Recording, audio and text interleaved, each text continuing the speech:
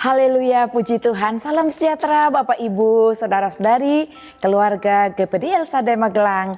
Hari ini kita akan merenungkan kebenaran firman Tuhan. Kita bersyukur buat Allah yang terus mengasihi dan menyatakan kebaikannya dalam kehidupan kita. Sama-sama kita akan membuka firman Tuhan dalam Filipi pasal 1.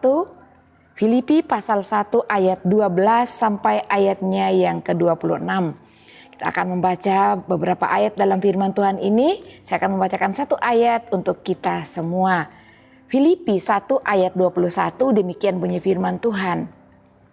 Karena bagiku hidup adalah Kristus dan mati adalah keuntungan. Puji Tuhan Bapak Ibu Saudara, berbicara tentang hidup dan mati. Ya, karena hari ini kita akan merenungkan tentang hidup dan mati. Hidup dan mati seseorang ada di tangan Tuhan, dan manusia tidak ada satu orang pun yang berkuasa atas kematian dan juga kehidupan.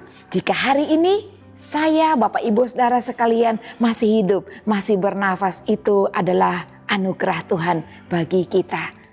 Dan apabila suatu saat nanti saya dan kita semua akan mengalami yang namanya kematian, maka berakhirlah masa hidup kita di dunia ini.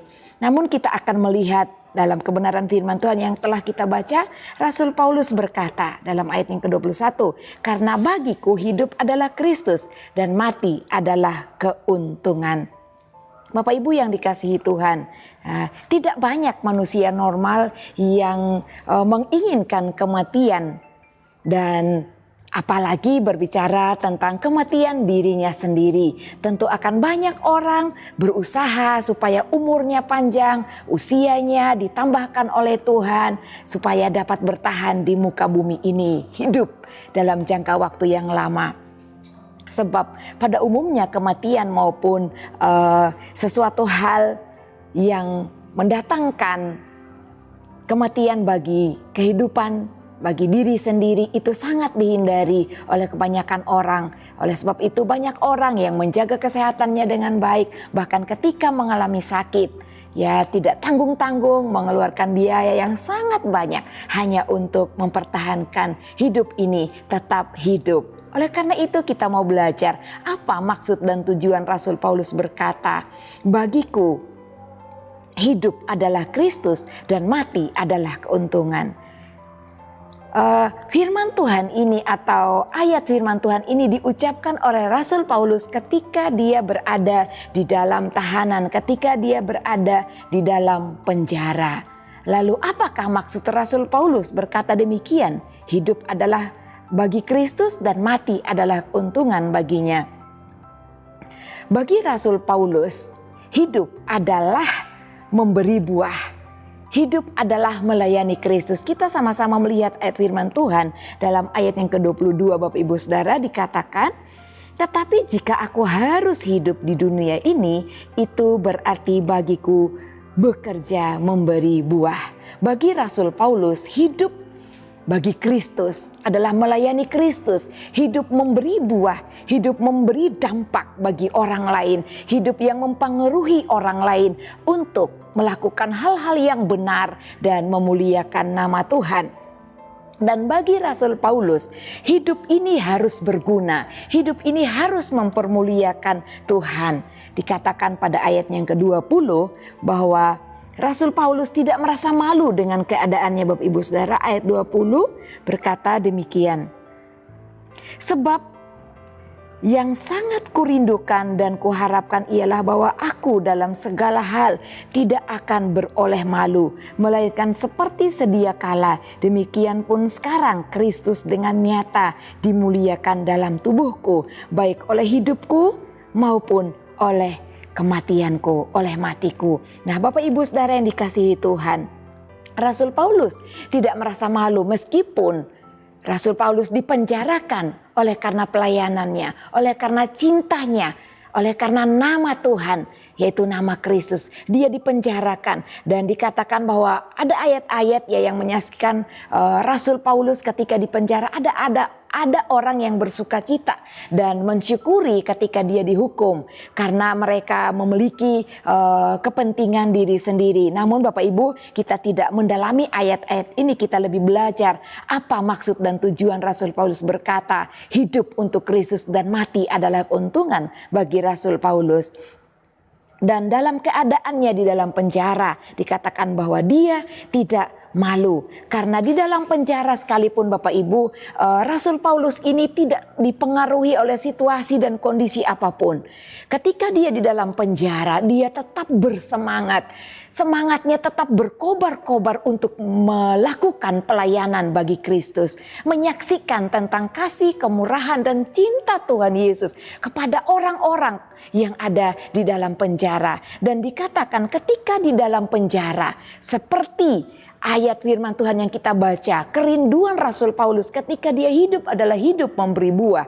Di dalam penjara ada buah-buah pelayanan Rasul Paulus. Di dalam ayatnya yang ke-12, ayatnya yang ke-14 kita baca sama-sama. Ayat 12 dikatakan buah dari pelayanan Rasul Paulus meskipun Rasul Paulus ada di dalam penjara. Aku menghendaki saudara-saudara supaya kamu tahu bahwa apa yang terjadi atasku ini justru telah menyebabkan kemajuan Injil. Yang pertama, buah dari pelayanan Rasul Paulus meskipun berada dalam tekanan, dalam penjara, dan juga dalam penolakan dari beberapa orang karena mereka merasa iri dan cemburu atas pekerjaan Tuhan, atas pelayanan Rasul Paulus yang begitu banyak memberikan dampak dan buah dalam pelayanan. Ada banyak orang yang menjadi percaya kepada Tuhan. Di sini dikatakan dalam ayat yang ke-12, apa yang terjadi atasku ini justru telah menyebabkan kemajuan Injil. Melalui dia di penjara, kemajuan Injil maju dengan pesat. Banyak orang yang dikokohkan imannya, banyak orang yang menjadi tetap kuat. Bahkan mereka juga menyampaikan berita Injil itu kepada orang lain yang belum percaya, sehingga menyebabkan pertumbuhan pekerjaan Tuhan. Dan yang kedua dikatakan pada ayatnya yang ke-14, dan kebanyakan saudara karena pemenjaraanku untuk bertambah berani berkata-kata tentang firman Allah dengan tidak takut. Ada banyak orang yang berani tanpa takut untuk menyatakan kebenaran firman Allah melalui kehidupan Rasul Paulus. Mengapa Bapak Ibu? Ketika Rasul Paulus di penjara, dia tidak kehilangan cinta kasih kepada Tuhan. Bahkan Rasul Paulus tetap memiliki cinta kasih kepada Tuhan. Hubungan yang erat kepada Tuhan. Itulah yang menyebabkan cinta itu yang menular kepada orang lain. Pelayanan Rasul Paulus semangatnya tidak menjadi kendor, tetapi dia berkata, meskipun aku di dalam penjara, aku tetap memiliki waktu, aku tetap memiliki kesempatan, dan cintaku tidak berkurang untuk Kristus. Puji Tuhan. Kita melihat bahwa ada buah dari pelayanan Rasul Paulus meskipun di dalam penjara. Dikatakan bahwa banyak orang yang akhirnya berani dan tidak takut menyatakan kebenaran firman Allah. Rasul Paulus berkata, mati adalah keuntungan. Bapak Ibu Saudara yang dikasihi Tuhan, inilah kerinduan terdalam dari Rasul Paulus, bahwa melalui kematiannya ia telah mengakhiri pertandingannya. Dan dia bertemu dengan Raja Damai, dengan Yesus Kristus, Allah yang ia layani, bahkan Allah yang dia cintai sampai dia dipenjarakan. Luar biasa cinta Rasul Paulus kepada Allah yang ia layani, Allah yang dia percayai, yaitu Tuhan Yesus Kristus. Dia berkata bahwa mati adalah keuntungan. Rasul Paulus pun Bapak Ibu tentang kematiannya, Rasul Paulus tetap bersuka cita meskipun dia mati dalam keadaan apapun. Meskipun dia harus mati di dalam penjara atau dalam hukuman seperti apapun. Itu tidak menjadi persoalan bagi Rasul Paulus. Kematian itu menjadi sukacita bagi dia. Bapak Ibu, ini adalah tingkatan cinta yang luar biasa. Tingkatan iman yang luar biasa bagi Rasul Paulus. Di mana dia mampu merasakan sesuatu yang pahit itu menjadi manis. Yang seharusnya kematian itu tidak didambakan bagi banyak orang. Bagi Rasul Paulus itu tidak menjadi persoalan. Asalkan dia mati karena melayani Kristus. Dia mati karena cintanya kepada Tuhan Yesus Kristus.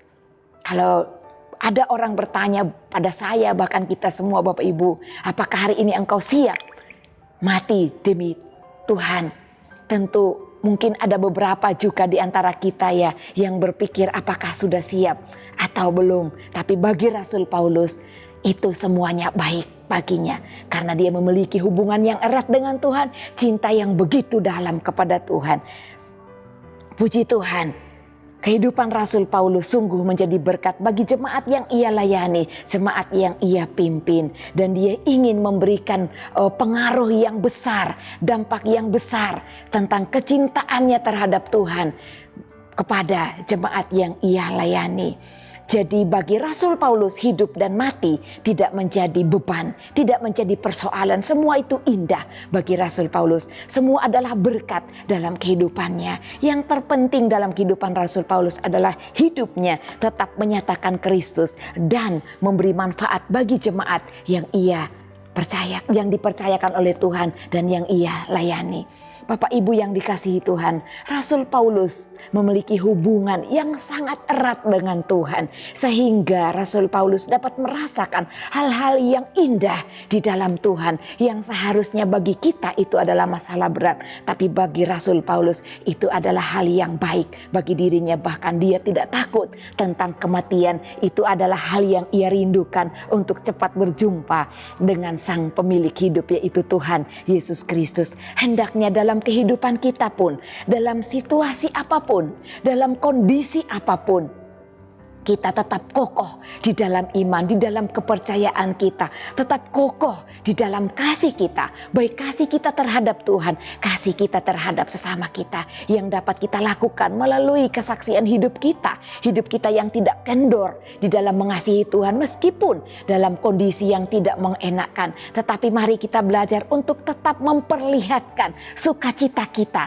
Karena Yesus hadir dalam hidup kita. Baik dalam keadaan suka maupun dalam keadaan duka.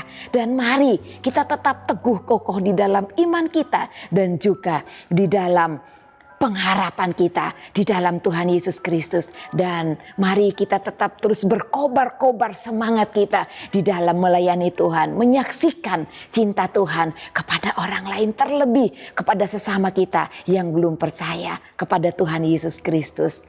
Dan jadikan hidup kita ini hidup yang berarti, hidup yang memberi buah untuk kemuliaan Tuhan Yesus. Baik dalam kehidupan kita semasa kita hidup, bahkan di saat kita sudah dipanggil Tuhan, di saat kita mati pun, nama Tuhan tetap ditinggikan, nama Tuhan tetap dipermuliakan melalui kehidupan kita. Tuhan Yesus memberkati. Mari kita sama-sama berdoa.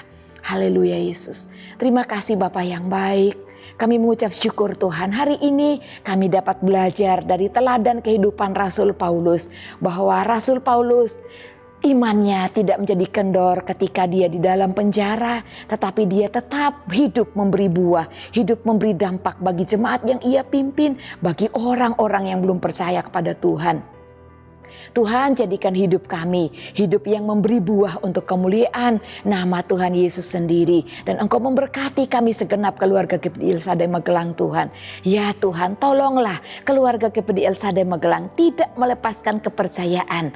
Sehingga keluarga GPD Ilsadai Magelang karena besar upah yang menantinya. Terima kasih Tuhan Yesus, Engkau baik bagi kami. Dan kami berdoa hanya di dalam nama Tuhan Yesus Kristus. Haleluya. Amin.